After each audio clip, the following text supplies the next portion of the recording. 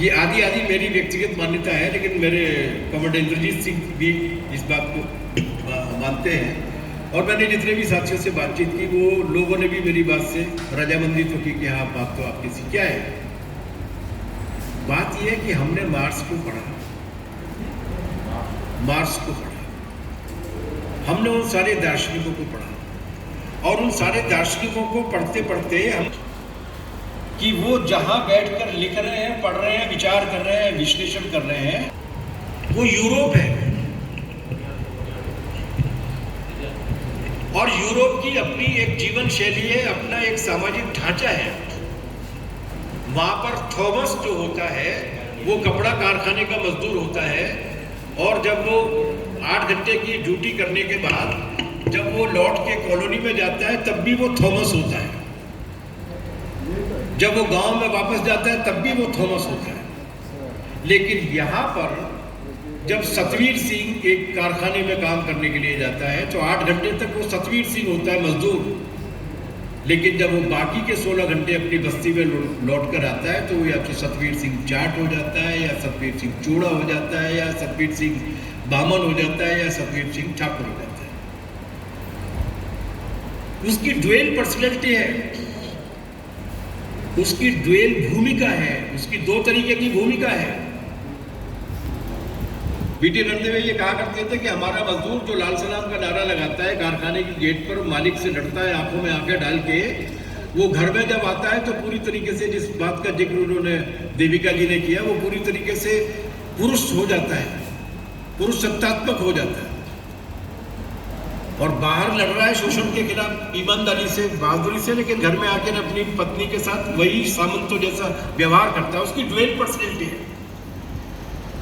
तो इस ड्यूअलिटी के खिलाफ लड़ना पड़ेगा ना आपको योजनाबद्ध तरीके से। हमने पढ़ा मार्क्स को, मार्क्स के यहाँ तो ड्यूअलिज्म नहीं है ना, उसके यहाँ तो वर्कर है और पूंजीपति है। हमारे यहाँ वर्कर के साथ एक उछल्ला है जो उसके सरनेम के रूप में जुड़ा है, जो उसकी आदतों को और उसके सामाजिक व्यवहार को तय करता है, जो उसकी सामाजिक हैसियत को तय करता है।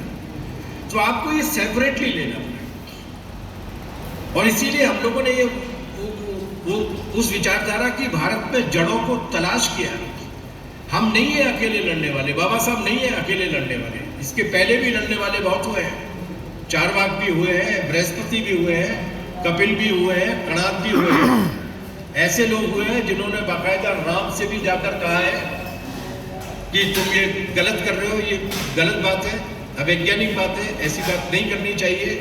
जिन्होंने कृष्ण से भी जाके कहा है कि तुम गलत कर रहे हो। ऐसा हमारे आख्यानों में भी, महाकाव्य में भी वो विरोध की भाषा है। तो दोनों तरीके की जड़ता पर हमला करने वाला जो प्रश्न था, वो हम चूंकि उसको ज़्यादा ही किताबी तरीके से देखते रहे, इसलिए उस प्राथमिकता पर नहीं आया। किताबों में लिखे रहने के बावजूद लाने की जरूरत है।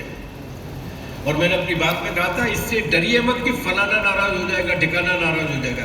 किसी गांव में दलित पर हमला हुआ है, दलित परिवार कितने होते हैं गांव में? माइनॉरिटी में होते, कम होते हैं। आप जाएंगे तो गांव के बाकी के बहुमत लोग आपका स्वागत करने के लिए नहीं आएंगे, लेकिन इसका मतलब ये नहीं है कि हम लड़ेंगे नहीं। ऐसे मामलों में साहस के साथ लड़ाई लड़नी होती है। वो लड़ाई सामने वाले जो गैर दलित समाज है उसकी भी चेतना में बढ़ोतरी करने का काम करती है। ऐसे जोखिम लेने पड़ते हैं, हमारे पुरखों ने लिए हैं, और इसीलिए हम लोग लगातार इस देश की राजनीति में बने रहे हैं, क्योंकि हमारे पुरखे उसको पहचानते रहे। इसलिए लोग अगर नहीं समझ रहे हैं तो इसलिए क्योंकि लोगों को हम समझा नहीं रहे, हम खुद हिचक रहे हैं। इसको हिचकना छोड़ना पड़ेगा। एक बात तो ये थी। दूसरी, बाबा साहब मुसलमानों के खिलाफ नफरत के विरोध में जनवादी ताकतें भी ठोस हस्तक्षेप त्वरित गति से करती दिखाई नहीं देती, जिससे उनमें उम्मीद कम पैदा होती है। इसे कैसे दुरुस्त करें? मुझे नहीं लगता कि ये बात उस तरीके से दिखाई देने वाला मामला आजकल थोड़ा सा गड़बड़ हो गया है, क्योंकि जो दिखाने और पढ़ाने वाले लोग हैं वो आपके संदेश को ले जाते नहीं हैं लोग। लेकिन इसके बाद भी इस सवाल पर अडिग तरीके से आप इस बात को नोट करते होंगे कि बहुत सारी इस पूरे चुनाव में इंडिया अलायंस के साथ थे हम लोग, और आप लोग भी थे, आपने काफ़ी बड़ा योगदान भी दिया। लेकिन उसमें जिस असरदार तरीके से बाकी की राजनीतिक पार्टियां इंक्लूडिंग अखिलेश यादव और राहुल गांधी और सवालों को लेकर बोलते थे, अंबानी को लेकर, अडानी को लेकर, लूट को लेकर, तानाशाही को लेकर, इस सब को लेकर बोलते थे, उतनी शिद्दत के साथ वो मुस्लिम्स के साथ किए जाने वाले व्यवहार को लेकर नहीं बोलते थे, क्योंकि उन्हें वही डर था कि हमें ये ब्रांडेड कर देंगे कि ये तो पूरी तरीके से मुसलमानों के साथ है। वो ये कोशिश करते थे कि अपने आचरण से कि उन्हें हिंदू माना जाए और कर्मकांडी हिंदू माना जाए। धर्मनिरपेक्षता की लड़ाई इस तरीके से नहीं होती। धर्मनिरपेक्षता की लड़ाई दृढ़ता के साथ होती है, और उसके लिए उन्हें अगर हमसे नहीं सीखना है तो उन्हें महात्मा गांधी से सीखना चाहिए। वो आदमी जो कर्मकांडी ब्राह्मण थे, वो व्यक्ति जो वर्णाश्रम में विश्वास रखते थे, हालांकि उसमें वो छुआछूत को नहीं होना चाहिए टाइप की बातें भी करते थे, लेकिन जो सैद्धांतिक रूप से वर्णाश्रम में विश्वास करते थे, उन्होंने सांप्रदायिकता का पूरी ताकत के साथ विरोध किया और उसके लिए अपनी जान भी गंवाई। और उसके साथ साथ उन्होंने ये बात भी बहुत दृढ़ता के साथ कही कि धर्म के नाम पर राष्ट्र नहीं होना चाहिए, भले ही 100 में से 100 लोग एक ही धर्म को मानने वाले लोग वो, लेकिन धर्म के नाम पर राष्ट्र नहीं होना चाहिए।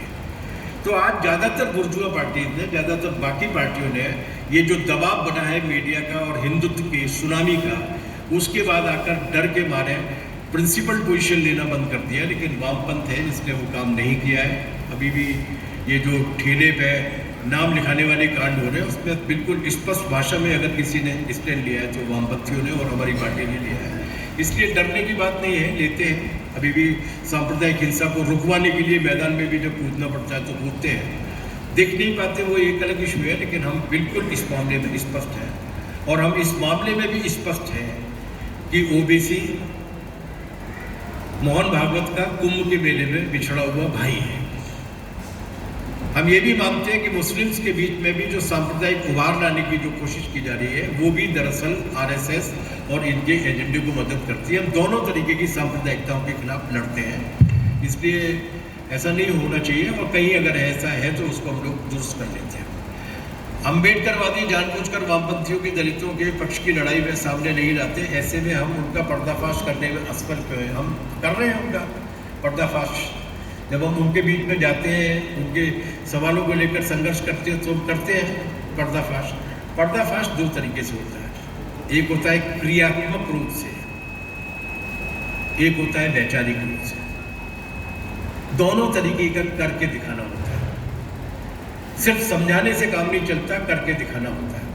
मैं एक कहानी सुनाता हूँ आपको बहुत ही संक्षेप में। हमारे एक नेता थे, प्रिय नेता कॉमरेड बहादुर सिंह धाकड़, बड़े नेता थे, किसान सभा के भी, पार्टी के भी बड़े नेता थे।